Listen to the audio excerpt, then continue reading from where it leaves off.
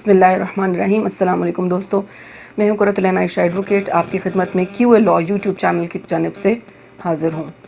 दोस्तों, बहुत सारे सवालात आप लोगों की तरफ से मुझे रिसीव हुए, जिसमें फैमिली रिलेटेड इश्यूज़ भी थे और क्रिमिनल लॉ रिलेटेड, जिनको हम अपनी दूसरी वीडियोज़ में हम एंटरटेन कर रहे हैं।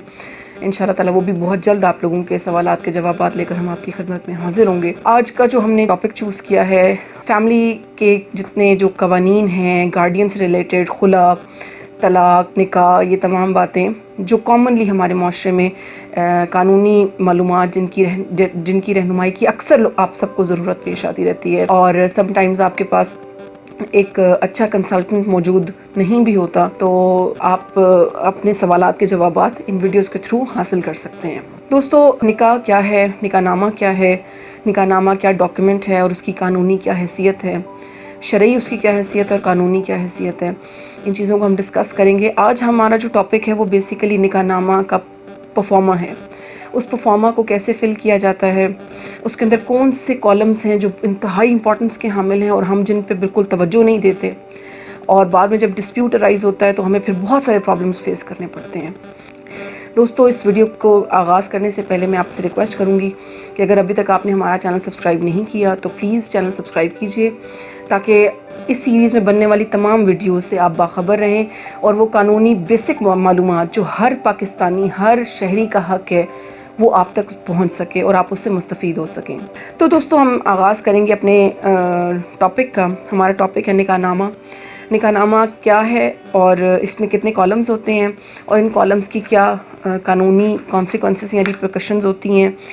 दोस्तों, इसमें 26 कॉलम्स हैं और 26 कॉलम्स में मुख्तलिफ़ तरह के पर्टिकुलर्स दरकार हैं। जब आप इस खूबसूरत अज़दवाजी बंधन में बंधने जाएं तो आपको कम से कम इस डॉक्यूमेंट के बारे में मालूम हो कि इस डॉक्यूमेंट में आप जब सिग्नेचर करने जा रहे होते हैं, वो एक फ़ैंटेसी वर्ल्ड तो हम देखते हैं कि एक सजी हुई दुल्हन और एक सजा हुआ दूल्हा जो है वो सिग्नेचर कर रहा होता है और कोई फातिहाना किस्म की एक फीलिंग्स आ रही होती हैं और बहुत एक्साइटमेंट भी होती है, बहुत खुशी होती है और होनी भी चाहिए।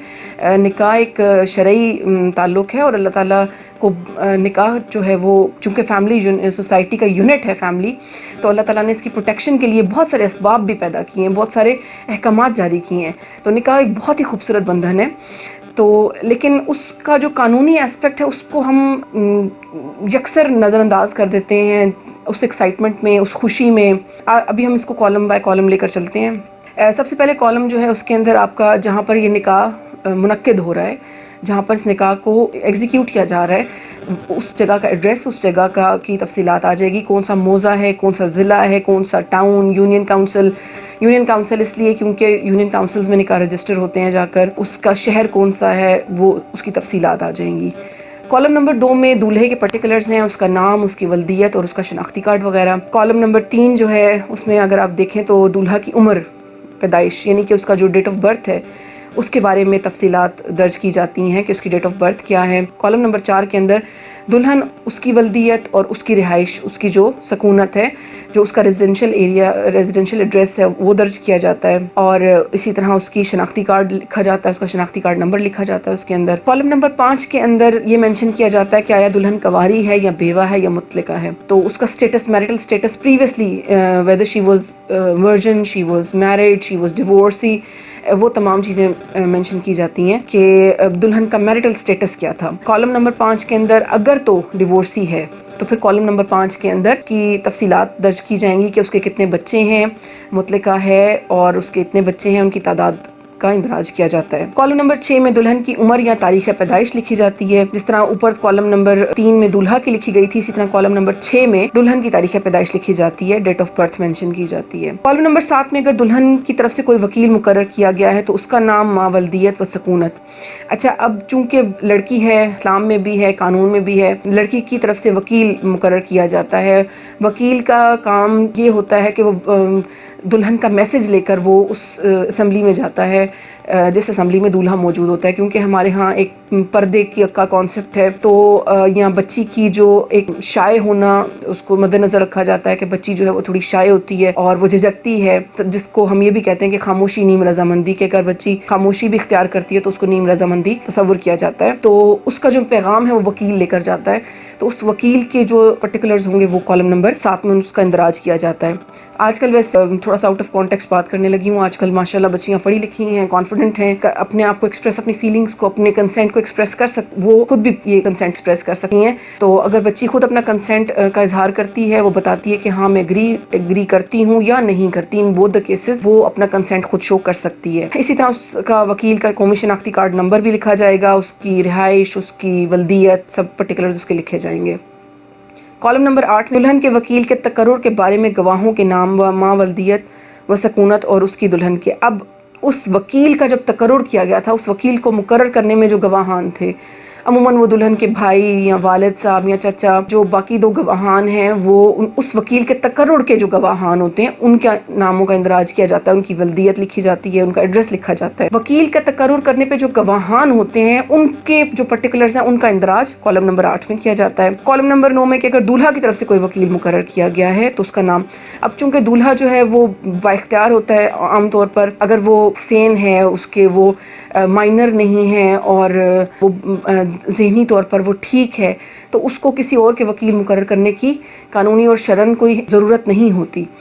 تو اس صورت میں اگر تو وکیل مقرر کیا ہے تو اس کے پرٹیکولرز لکھے جائیں گے. نارملی وکیل دولہا کی طرف سے مقرر نہیں کیا جاتا, کیونکہ دولہا ایک با اختیار انسان ہے اور شریعت اور قانون اس کو اختیار دیتا ہے اپنا کنسینٹ خود شو کرنے کا, اور یہ تصور کیا جاتا ہے کہ وہ کانفیڈنٹ ہوتا ہے, وہ مرد ہے, تو وہ اپنے آپ کو اپنی رائے کا اظہار برملا کر سکتا ہے. نارملی وکیل مقرر نہیں کیا جاتا تو ان کالمز کو چھوڑ دیا جاتا ہے, لیکن یہ ہمارے پاس چوائس موجود ہے. اگر وکیل مقرر ہے تو اس کے پرٹیکولرز لکھے جائیں گے. اسی طرح پھر اس وکیل کے تقرر کے گواہان جو ہوں گے ان کے پرٹیکولرز ہوں گے کالم نمبر 10 کے اندر. اچھا, اب جو کالم نمبر 11 ہے وہ شادی کے گواہوں کے نام, ماں ولدیت و رہائش. اب جو شادی کے گواہان ہیں, جو نکاح کے گواہ ہوں گے, ان کا نام, ان کی ولدیت, ان کا پتہ, اس کا اندراج کالم نمبر 11 میں ہے. اوپر جو گواہان تھے وہ وکیل کے تقرر کے گواہان تھے, اس لیے ان کو اس سے آپ نے کنفیوز نہیں کرنا. کالم نمبر 12 میں جی آپ کی the most happy moment of your life hopefully, کہ شادی سر انجام پانے کی جو تاریخ ہوتی ہے, وہ جو ڈیٹ ہوتی ہے, وہ ہیپی مومنٹ جس پہ آپ نے نکاح آپ کا ہوا ہے اس کی تاریخ آپ لکھتے ہیں, اس کا اندراج کیا جاتا ہے. مہر کی رقم, کالم نمبر 13 سب سے امپورٹنٹ, یہ وہ کالم ہے جس کے اوپر میں بات کرنا چاہتی ہوں بیسیکلی. اس پہ انشاءاللہ تعالیٰ ہم ایک ویڈیو بنائیں گے کہ مہر کیا ہے, اس کی قانونی شرعی حیثیت کیا ہے, اور اس کی کتنی اقسام ہیں, کس طرح اندراج کرنا چاہیے, کیا کرنا چاہیے, یہ تمام چیزیں ہم اس ویڈیو میں ڈسکس کریں گے, جو اس کے بعد ہم انشاءاللہ تعالیٰ بنائیں گے. ابھی میں زیادہ ڈیٹیل میں نہیں جاؤں گی, اس میں صرف اتنا بتاؤں گی کہ مہر کی رقم لکھی جاتی ہے کالم نمبر 13 میں. اگر آپ نے کوئی نقدی دی ہے تو مہر کی رقم وہ اس کے اندر آپ کالم نمبر 13 میں مینشن کریں گے. کالم نمبر 14 جو ہے وہ مہر کی کتنی رقم معجل ہے اور کتنی غیر معجل. بہت پریسائزلی میں دونوں میں ڈفرینشیٹ کرتی ہوں کہ 2 طرح کے مہر ہیں یہاں پر جو نکاح نامہ میں مینشن ہے, ایک معجل ہے, ایک غیر معجل ہے. معجل کا مطلب دیکھیں, معجل سمجھنا, میں آپ ایک لفظ بتاؤں گی تو آپ لوگوں کو انشاءاللہ تعالیٰ یہ کبھی بھی معجل کا میننگ نہیں بھولے گا. اجلت کا لفظ ہم عام طور پر بھی اپنی گفتگو میں استعمال کرتے ہیں, اجلت یعنی جلدی. تو معجل جو ہے وہ عین جیم لام بیسیکلی اجلت سے نکلا ہے, یعنی کہ جلدی. معجل وہ ہے جو آپ نے فوری طور پہ پرومپٹلی ادا کر دیا, اس کو پرومپٹ ڈاور بھی کہتے ہیں, امیجیٹ ڈاور بھی کہتے ہیں, معجل بھی کہتے ہیں, مقدم بھی کہتے ہیں. اور اس طرح ایک دوسرا جو ڈاور ہے وہ ہے غیر معجل. غیر معجل میں آپ نے اس کو ہم غیر معجل بھی کہتے ہیں, یعنی کہ جو بعد میں دیا جائے گا. ڈیفرڈ بھی کہتے ہیں, مؤخر بھی کہتے ہیں, پرومسڈ ڈاور بھی کہتے ہیں. یہ وہ اماؤنٹ ہے یا جو آپ نے اوپر مہر مقرر کیا کالم نمبر 13 میں, زیور مقرر کیا, پراپرٹی مقرر کی یا نقدی مقرر کی, جو بھی آپ نے مقرر کیا, اس مہر کی کتنی رقم, کتنی پرسنٹیج آپ نے معجل رکھی اور کتنی غیر معجل رکھی, وہ دونوں چیزیں آپ نے کالم نمبر 14 میں مینشن کرنی ہے. ٹھیک ہے, کہ کتنی آپ نے پرومپٹلی ادا کر دیا کتنا مہر, اور کتنا آپ نے ڈیفرڈ رکھا. ڈیفرڈ کیا ہے, جو بعد میں ادا کیا جائے, جب آپ کو جو خاتون ہے وہ کسی بھی وقت آپ سے اس کا تقاضا کر سکتی ہے اور آپ اس کو ادا کرنے کے پابند ہیں. کالم نمبر 15 جو ہے اس کے اندر آیا مہر کا کچھ حصہ شادی کے موقع پر ادا کیا گیا. کالم نمبر 15 اس کو مزید الیبوریٹو ایک اسپیس دے رہا ہے کہ آپ اس کو مزید ایلیبوریٹ کریں کہ کیا آپ نے کوئی شادی کے موقع پر کوئی ادا کیا ہے اس میں سے کوئی پورشن یا نہیں کیا. ان کالمز کو اتنا ایلیبوریٹو وے میں رکھنے کا مقصد ہی یہ تھا. زیادہ تفصیل آپ نے لکھی ہوگی اتنی زیادہ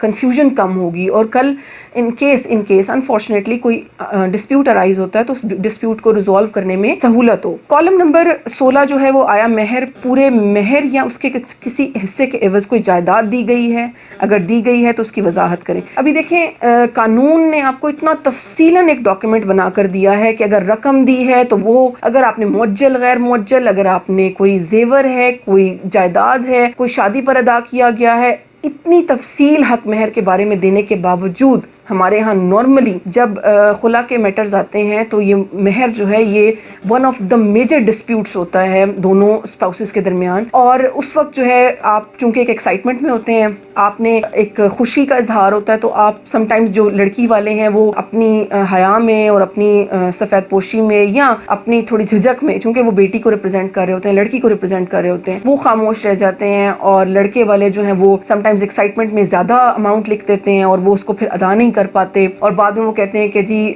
ہاں ہم نے لکھا تھا لیکن ہمارا ایسا مطلب نہیں تھا. ٹھیک ہے, تو بات یہ ہے کہ آپ کا کیا, آپ کی اس جو بات سے کیا مراد تھی, وہ عدالت آپ کی انٹینشنز کو ریڈ نہیں کر سکتی. عدالت نے اس ڈاکیومنٹ کو ریڈ کرنا ہے.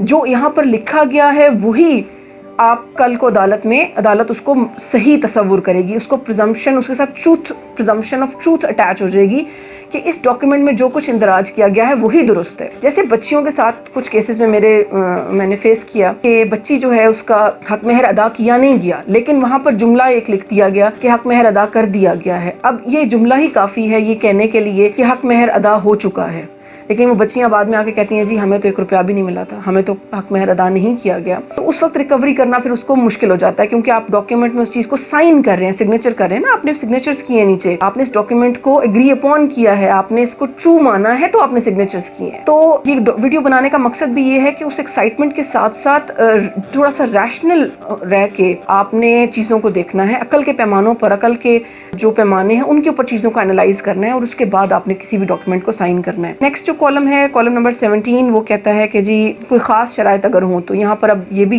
آپشن دے دی گئی کہ اگر آپ نے کوئی خاص قسم کی شرائط مینشن کرنا چاہتے ہیں جس کا شریعت اور قانون سے کوئی تعلق نہیں, آپ ذاتی اپنی کوئی شرط رکھنا چاہتے ہیں تو آپ رکھ سکتے ہیں. یہاں پر عموماً جو والد ہیں, بچی کے والد ہوتے ہیں, وہ بچی کا پاکٹ منی مینشن کرنے کا نارملی ہمارے ہاں رواج ہے کہ بچی کو آپ نے ہر ماہ جو ہے 5,000 یا 10,000 یا 15 یا 20,000 آپ نے ادا کرنے ہوں گے ایز پاکٹ منی. کہ مہر تو ایک اپنی جگہ ہے, گھر کا خرچہ اپنی جگہ ہے, لیکن آپ نے بچی کے اپنے ذاتی اخراجات کے لیے آپ نے اس کو پاکٹ منی دینی ہے کچھ خاص اماؤنٹ, تو وہ یہاں پر لکھ دی جاتی ہے. یا ان کیس یہ بھی لکھا جاتا ہے کہ طلاق کی صورت میں اگر آپ طلاق دے دیں گے تو اتنے پیسے آپ کو ہرجانے کے طور پر دینے پڑیں گے. اب میں پھر ایک بات وہی دہراؤں گی دوبارہ سے کہ جب آپ نے ڈاکیومنٹ سائن کرنا ہے نا, تو آپ نے ان کالمز کو غور سے پڑھنا ہے.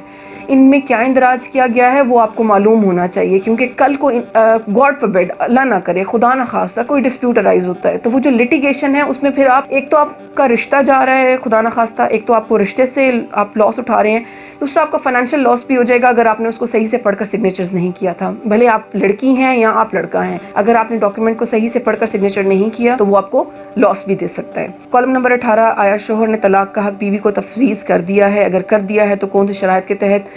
چونکہ شریعت میں بچی کے پاس شرعی طور پر طلاق دینے کا حق نہیں ہے, اس لیے ہمارے ہاں عام طور پر والد جو ہیں وہ اس کو کینسل کر دیتے ہیں, لیکن سم ٹائمز کچھ نکاح میں ایسا بھی ہے کہ وہ بچی کو طلاق کا حق دے دیتے ہیں. لیکن میں ایک بات کو کلیئر کرتی چلوں کہ خاتون کے پاس بہرحال طلاق دینے کا اختیار نہیں ہے, چونکہ نکاح, طلاق, رجوع, خلا, یہ مینٹیننس, یہ تمام چیزیں شریعت سے لنکڈ ہیں, اور قانون بھی جو ہے وہ اسلام کے احکامات پہ بیس کرتا ہے.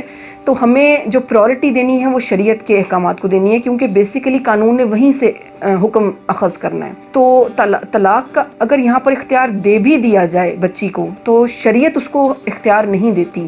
ہاں خلا لے سکتی ہے, شریعت نے دروازے بند نہیں کیے. اگر خاتون ایک بندے کے ساتھ خوش نہیں ہے تو وہ عدالت سے رجوع کر سکتی ہے, خلا اپلائی کر سکتی ہے, ڈیزولوشن آف میرج تھرو خلا کر سکتی ہے, لیکن وہ طلاق دے نہیں سکتی.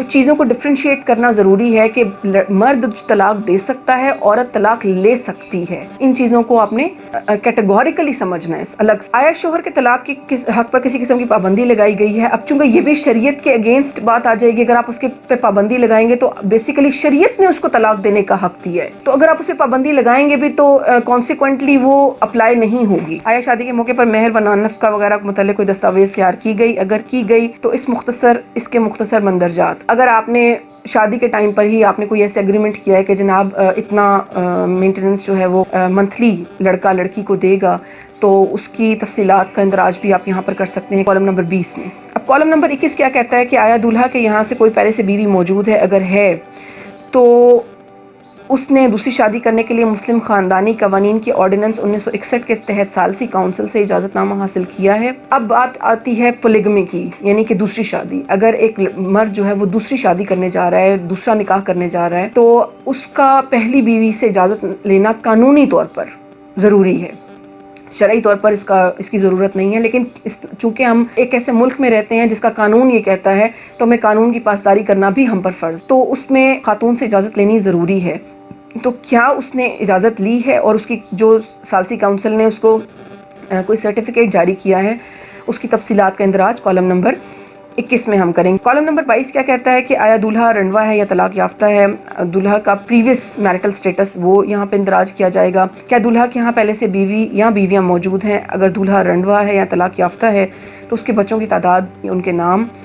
یہ تو آسان سا ہے. کالم نمبر 23 کہتا ہے کہ جی نمبر و تاریخ مراسلہ جس کے ذریعے ثالثی کونسل نے دولہا کو دوسری شادی کرنے کی اجازت دی. اب وہ لیٹر ریفرنس نمبر، وہ ڈیٹ، جس ڈیٹ پر یونین کونسل ثالثی کونسل نے دولہا کو دوسری شادی کرنے کی اجازت دی، اس کی تفصیلات آپ کالم نمبر 23 میں مینشن کریں گے. کالم نمبر 24 میں نکاح خواہ کا نام اور ولدیت ماں پتہ. اب نکاح خواہ جو نکاح پڑھا رہا ہے اس کا نام، اس کے پرٹیکولرز آ جائیں گے.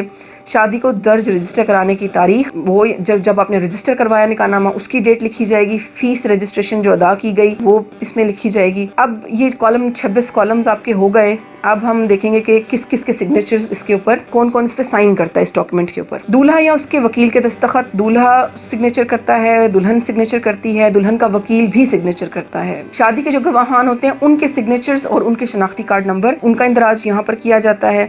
اور اسی طرح دلہن کی طرف سے جو دولہا کے وکیل کے جو تقرر کے گواہان ہوتے ہیں، دیکھیں ہم نے 3 طرح کے گواہان نکاح نامہ میں دیکھے. ایک وہ جو دلہن کے وکیل کے تقرر کے گواہان ہیں، ایک دولہا کے وکیل کے تقرر کے گواہان ہیں، اور ایک شادی کے گواہان ہیں. یہ 3 طرح کے گواہان ہیں. چونکہ دولہا با اختیار ہوتا ہے، وہ اپنا وکیل مقرر نہیں کرتا، تو اس کا کالم عموماً خالی چھوڑ دیا جاتا ہے. تو دلہن کی طرف سے جو وکیل کا تقرر اور اس کے گواہان، وکیل، اس کے گواہان اور شادی کے گواہان، ان کے شناختی کارڈ کا اندراج کیا جاتا ہے. اسی طرح نکاح رجسٹرار جو ہے اس کے سگنیچرز ہوتے ہیں اور اس کے دستخط ہوتے ہیں اور اس کا شناختی کارڈ کا اندراج کیا جاتا ہے. نکاح خواہ کے دستخط ہوتے ہیں، اس کا شناختی کارڈ کا اندراج ہوتا ہے. یہ ہے دوستو، یہ نکاح نامہ ہے، اور آئی ہوپ کہ ہم نے اس کو کافی تفصیل سے آج ڈسکس کیا ہے، اور مجھے امید ہے کہ آپ لوگوں کو اس میں بہت ساری چیزیں آپ کے علم میں نہیں ہوں گی جو اب اس ویڈیو کے توسط سے آپ نے دیکھی ہوں گی. کیونکہ نارملی ہم ایک ڈاکیومنٹ کو سگنیچر تو کر دیتے ہیں، لیکن ہمیں نہ تو اس کی سینکٹیٹی پتہ ہوتی ہے، لیگل سینکٹیٹی پتہ ہوتی ہے، اور نہ ہی ہمیں اس کے کانسیکوینسز پتہ ہوتے ہیں. اور سگنیچر کرنے سے پہلے میں ایک بار پھر کہوں گی کہ کوئی بھی ڈاکیومنٹ بغیر پڑھے کبھی بھی سگنیچر نہ کریں. بھلے کتنی ہی ایکسائٹمنٹ ہو، بھلے کتنی ہی کوئی افسوس کا موقع ہو، لیکن کوئی بھی ڈاکیومنٹ بغیر پڑھے سگنیچر نہ کریں.